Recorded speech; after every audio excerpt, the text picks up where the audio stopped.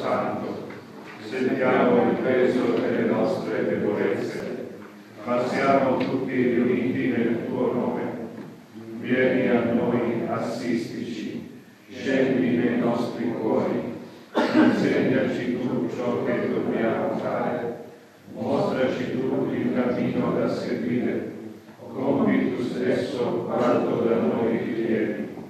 Sii tu solo a suggerire e a guidare le nostre decisioni, perché tu solo con Dio Padre e con il Figlio suo hai un nome santo e glorioso. Non permettere che sia resa da noi la giustizia, tu che ami l'ordine e la pace.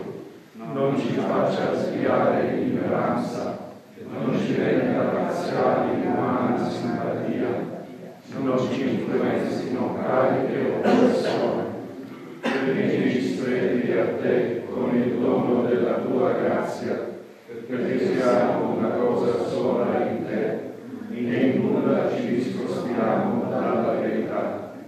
Fa che uniti nel tuo santo nome sappiamo contemplare bontà e fermezza insieme, così da far tutto in armonia con te, nell'attesa che per il fedele compimento del dovere ci siano dati i beni eterni. Amen. Preghiamo. O Dio onnipotente ed eterno, che per la tua bontà ci hai riuniti in questo luogo, ti preghiamo di illuminare le nostre menti con la luce dello Spirito Santo, affinché possiamo riconoscere colui che tu hai scelto come vicario della nostra fraternità.